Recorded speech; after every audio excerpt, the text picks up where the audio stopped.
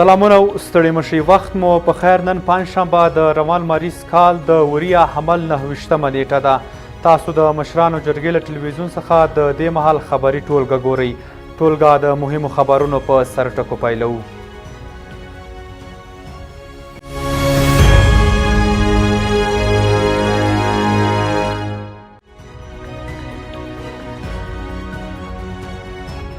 په وروستي نوملړ باندې د نه توافق له کبله قطر ته د افغان پلاوي د سفر ځنډېدل.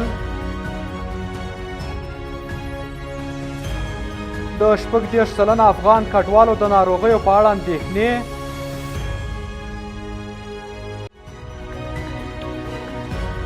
او د پیرو د ولسمشر آلان ګارشیا ځان وژنه.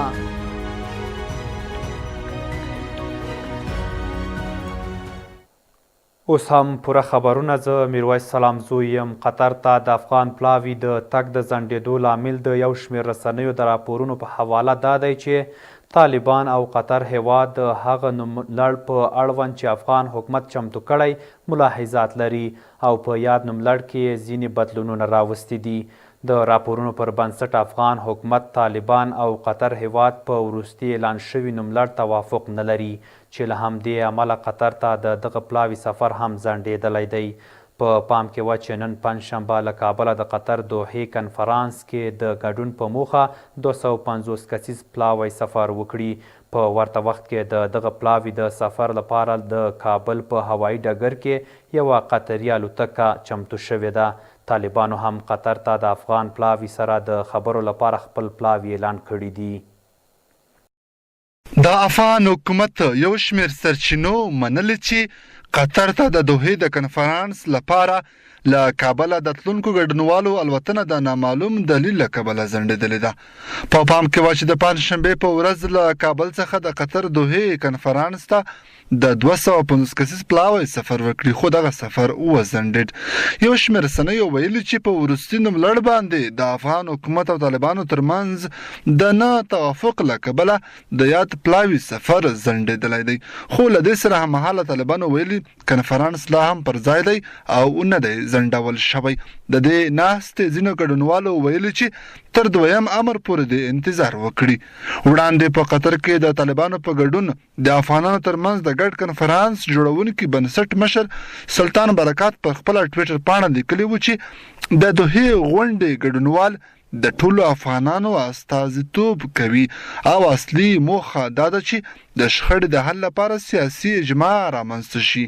ښاغلي برکات دا هم ویلي و چې د افغان سولې د ګډونوالو نوملړ په دقت چمتو شوی او هدف دا دی چې په دې غونډه کې د ټولو افغانانو استازي برخه واخلي. په دې سره به د ښاغلي برکات په وینا د سولې لپاره بین الافغاني خبرې هر اړخیزه او بحثونه به یې پرانیستي وي. طالبانو هم قطر ته د افغان پلاوي سره د خبرو لپاره خپل پلاوی اعلان کړی دی.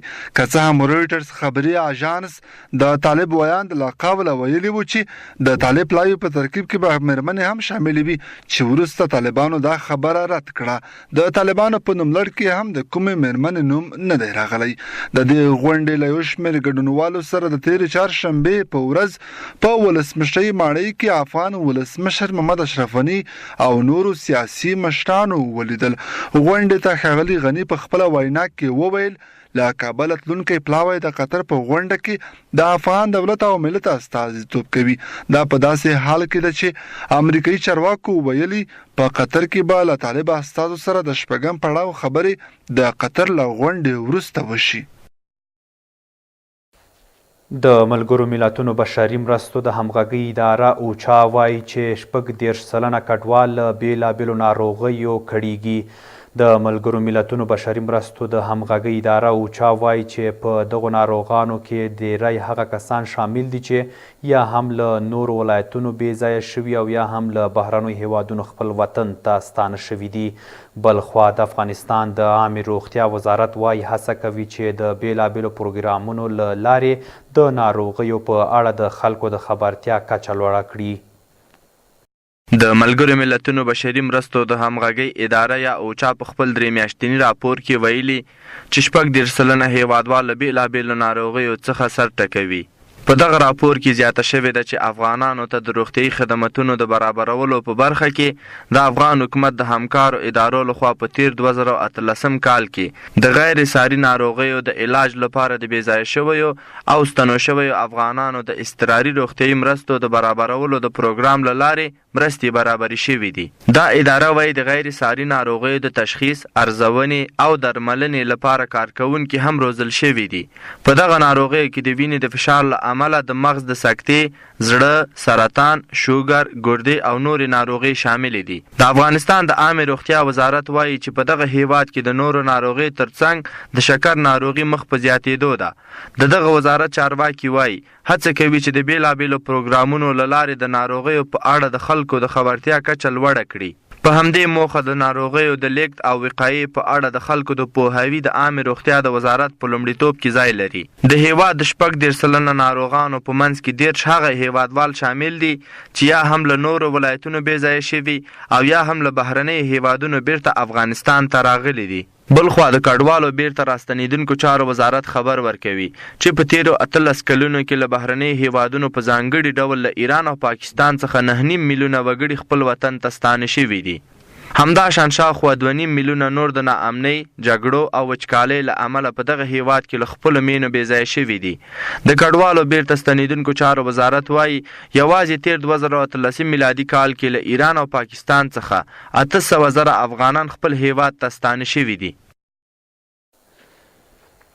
په ځوانانو کې له هیواده د تېښتې لوی لامل د لوړ ولور اخیستل دي. بغلان کې پیغلې او زلمي وایي چې د کورنیو له لوري په دغه ولایت کې ولور زیات اخیستل کیږي او په ودونو کې د زومانو په کورنیو دومره بې ځایه لګښتونه کیږي چې ځوانان یې د پوره کېدو په خاطر یا هیواد پرېږدي او یا په ناقانونه کړنو لاس پورې کوي. دیني عالمان او د نظر خاوندان وایي چې لوړ ولور او بې ځایه لګښتونه په ودونو کې هیڅ ډول دیني جنبه او صبغه نه لري. په ودونو کې خلک سندرو ته خوښ وي خو ځای هغه سوځېږي چې اور پرې بلیږي او هغه د زموږ کورنۍ ده. لوړ ولور او په ودونو کې د هلک په کورنیو باندې د نجونو د کورنیو له لوري بې ځایه لګښتونه هغه څه دي چې په اوسنۍ افغاني ټولنه کې هم نجونې او هم هلکان له ګڼو ستونزو سره مخ کړي. بغلانۍ نجونې وایي چې د لوړ ولور پوره کولو په خاطر ځوانان اړ کېږي چې په ناسمو کړنو لاس پورې کړي خو نیوکه په قومي مشرانو او دیني عالمانو شته چې ولې په دې برخه کې کار نه دی کړی. مجبور هست به خاطر ازدواج باید از ترک از افغانستان کند، مسافر شود یا هم از جاهای بسیار دور یا مجبور میشه که احیانا یا کدام کار بسیار خلاف قانونی را کنند و این کار یعنی همین چرا زیاد میگیرن به خاطر از اینکه همین ملاهای مسجد البته آگاهی درست به مردم ندادن. باید اینا آگاهی بدن به مردم به کلان قوم و سالانی که در اونجا زندگی میکنن در شهرشان باید بر از اونا آگاهی درست بدن. دخترانشان خیلی کم بگیرن و دخترانشان را بدبخت میکنن و به خانوادی که مثلا به شوهر میشانن خانوادی شوهر به سرشان ظلم میکنن به دلیلی که میگه پدرتان یا فامیلتان شما را به ما مثل یک جنس فروخته و شما از دخترها خیلی کارهایی میکشه که میگه بخاطر فروخته شده هستی. بغلان کې ځوانان وایي چې د لوړو ولورونو پوره کول په اوسنیو شرایطو کې ستونزمن کار دی او زیات شمېر ځوانان یې د پوره کېدو په خاطر یا وطن پرېږدي او یا په ناقانونه کړنو لاس پورې کوي. کې ډېر یو ناوړی دود چې دا هغه د جګ ولور ده چې موږ تاسو ځوانان عموما د قاچاق له لورې قاچاقېږي هغه ته ایران ته بالاخره په لاره کې هغوی خپل ژوند له لاسه ورکوي. جګ ولورونه موږ تاسې په دې پوهېږو چې دلته جګ ولورونه د کورو کې اخیستل کېږي دا چې پیدا یې نه کړي نو دوی مجبوره دي یا وسلوالو ډلو سره یو ځای کېږي او یا غلا کوي یا څوک تښتي یا څوک مړه کوي خو په دې چا رقم کار کوي خو دا پیسې دا مجبوره ده را پیدا کوي به او ځوانان دغه دي چې دغه مثال دغه زامنو پلاران دغه دي چې نشي باندې هغه زوی ته واده نشي کولی نو هغه جنکیان هم د رقم تبکورو باندې ناست دي او ځوانان هم دغه رقم تبکورو باندې ناست دي. یعنی دا ټول د اقتصادي وضعیت چې یعنی پلار دا توانه لري چې زوی ته واده وکړي پیسې نه لري او لور پلار دا هغه لري چې فرزانه باندې نه پلوري. بغلان کې دیني عالمان او د نظر خاوندان وایي چې د لوړ ولور اخیستل هیڅ ډول دیني او افغاني صبغه نه لري. تویانه و یا قلین هیچ جایگاهی در احکام شرعی ما و در قوانین مدنی و قوانین اساسی ما جایگاهی نداره، بلکه این مسائل باعث بدبختی بین خانواده ها میشه و باعث تشنج و خشونت های فامیلی میشه. تویانه و یا قلین در دین ما وجود نداره. البته بحث دیگه ای که به نام مهر هستی در شریعت اسلام جایگاهی خود که در هیچ جای دنیا یک چنین رسمی، یک چنین رواجی غیر انسانی وجود نداره. متاسفانه در کشور ما وجود داره. این گرفتن تویانه و گرفتن قلین این به فرهنگ اسلامی و فرهنگ تاریخی مردم افغانستان هیچ ارتباط نداره. این ناشی میشه از جهل، از فقر فرهنگی. د افغانستان د نافذه قوانینو ترڅنګ د ښځو پر وړاندې د تاوتریخوالي د مخنیوي قانون په 40مه ماده کې راغلی څوک چې ښځه خرڅ او یا واخلي په اوږده بند چې تر 10 کلونو کم نه وي باید بندي شي. خو په افغانستان کې تر دې دمه دغه قانون ته چا غاړه نه دی ایښې او نجونې ځینو سیمو کې په میلیونونه افغانۍ د جنس په ډول د کورنیو ترمنځ د واده لپاره معامله کیږي. له یوې لنډې دمې وروسته بهرني خبرونه.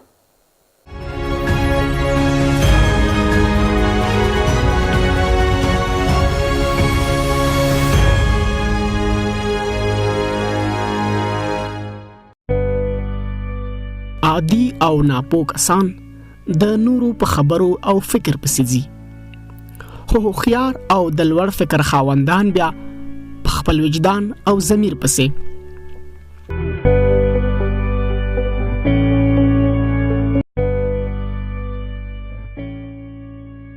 صبر و امید تسکین دهنده آرزوهای طلایی هستند.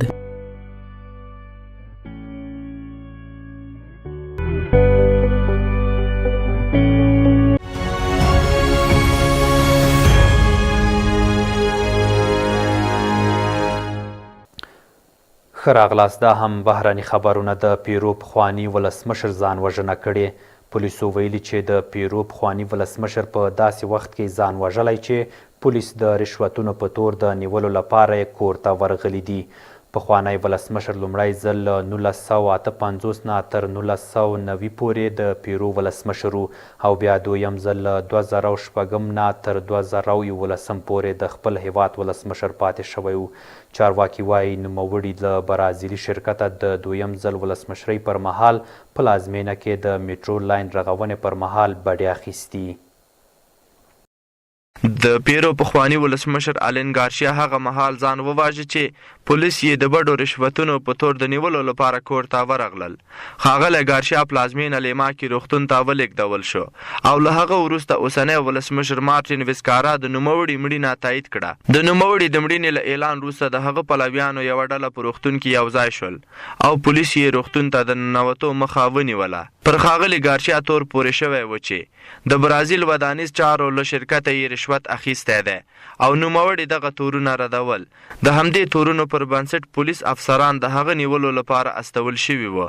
د کورنۍ چارو وزیر کارلوس موران خبریالانو ته وویل کله چې پولیس د پخواني ولسمشر کور ته ننوتل هغه ترې د تلیفون کولو اجازه وغوښته او ځان پسې د خونې دروازه وتړله. وزیر وایي څو دقیقې وروسته د ډز غږ واورېدل شو او کله چې پولیسو د خونې دروازه ماته کړه ښاغلی ګارشیا یې داسې حال کې پر څوکۍ ناست ولید چې سر کې یې د مرمۍ لګېدو نښه وه. چارواکي وایي ډاکټرانو سملاسي د پلازمینې لیما په روغتون کې د پخواني ولسمشر جراحي عملیات وکړل خو بریالي نه شول او هغه ساه ورکړه. اوسني ولسمشر ویسکارا په ټویټر پیغام کې ویلي د دې خبر په اورېدو سره بوږنېدلی دی او د ښاغلي ګارشیا کورنۍ ته یې د خواخوږۍ پیغام استولی دی. ښاغلی ګارشیا لومړی ځل له 1985 نه تر 1990 پورې د پیرو ولسمشر او بیا دویم ځل له 2006 نه تر 2011 پورې د خپل هیواد ولسمشر پاتې شو. چارواکي وایي نوموړي له برازیلي شرکته د دویم ځل ولسمشرۍ پر مهال پلازمینه کې د میټرو لاین رغونې پر مهال بډې اخیستې. د پاکستان صدر اعظم عمران خان به راتلونکې اونۍ چین ته لاړ شي او د دې هیواد له مشرانو سره به لیدنه وکړي. عمران خان به د دې سفر په لړ کې د یو کمربند یوې لارې د لویې پروژې غونډې ته وینا وکړي او ترڅنګ به یې د همکارۍ د پیاوړتیا لپاره یو شمېر تړونونه لاسلیک کړي. عمران خان په داسې حال کې چین ته سفر کوي چې د دغه هیواد ګوادر بندر کې د پنجشنبې په شپه ناوخته د نامعلومو وسلوالو له لوري مسافر له بسونو ښکته کړي او وژلي دي. د یادونې ده چې تېره اونۍ هم د همدې ایالت په مرکز کویټه کې د سبزیو او میوې په منډۍ کې چاودنه شوې وه چې له امله یې 10 تنه وژل شوي وو. د پاکستان صدر اعظم عمران خان به راتلونکې اونۍ چین ته لاړ شي او د دې هیواد له مشرانو سره پر کتنې سربیره به په پیکینګ کې د یوه کمربند یوې لارې د لویې پروژې غونډې ته یوه مهمه وینا هم وکړي. عمران خان په خپل سفر په داسې حال کې کوي چې د پاکستان په بلوچستان ایالت کې چارواکي وایي نامعلومو وسلوالو د دې ایالت ګوادر نومې سیمې ته نږدې 14 مسافر له بسونو تر ښکته کولو وروسته وژلي دي. د چارواکو په وینا دا پیښه د پنجشنبې په شپه ناوخته د بلوچستان ایالت ګوادر ته نږدې د مکران کوسټل پر لویې لارې شوې ده. چین د دغه پروژې په ترڅ کې په پاکستان کې د سړکونو او له نړۍ سره د سوداګرۍ د بحري لارو د رغولو په هدف له دې هیواد سره د شاوخوا 80 میلیارډ ډالرو پوره پانګونې ژمنه کړې ده. په پیکینګ کې دغه پروژې په اړه لویه غونډه کې چې د اپریل 28 تر 28 پورې جوړیږي د روسیې د ولسمشر ولادیمیر پوتین په ګډون د نړۍ د لسګونو هیوادونو مشران ګډون کوي. د پاکستان د بهرنیو چارو وزارت په یو بیان کې چې پرون یې خپور کړی ویلي چې عمران خان به په دې غونډه کې پر ګډون سربیره د چین له ولسمشر شي جین پینګ او صدر اعظم لی کېکانګ سره دواړه ښځې غونډې هم ولري.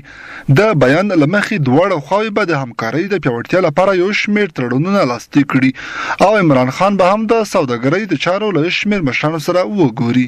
د بلوچستان ایالت د کورنیو چارو ایالتي سکرټر حیدر علي له فرانس پریس خبري اژانس سره په خبرو کې دغه پیښې پخلی کړی. د حیدر په خبره دغه 4 بسونه د بلوچستان له اورمارا سیمې څخه کراچۍ ته پر لاره وو او زیاتوي چې په وژل شویو کسانو کې د پاکستان د بحري ځواک یو سرتیری هم شامل دی. که څه هم وسلوال تر پیښې وروسته د پیښې له ځایه تښتېدلي خو د بلوچستان د کورنیو چارو ایالتي سکرټر فرانس پریس خبري اژانس ته ویلي چې د پیښې تحقیقات پیل کړي او په خبره یې د ترهګرۍ دا ډول پیښې د زغملو وړ نه دي.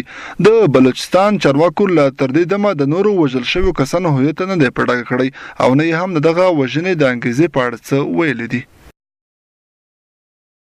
اوس هم د کابل په ګډون د ځینو لویو ولایتونو د هوا حالات.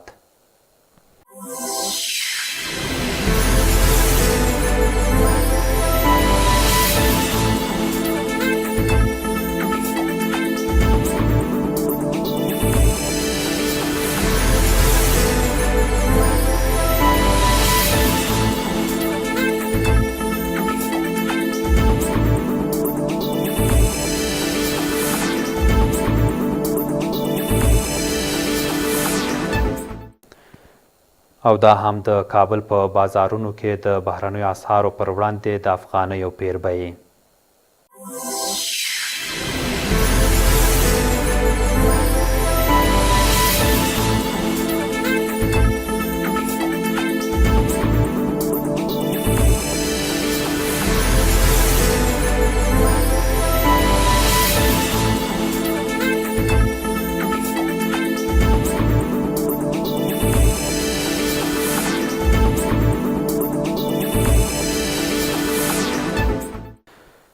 درنو لیدونکو دا او د دې مهال خبرونه تر بل خبري سرویس پورې مو په لوی او بخښونکي خدای سپارم. تر بیا ښې چارې.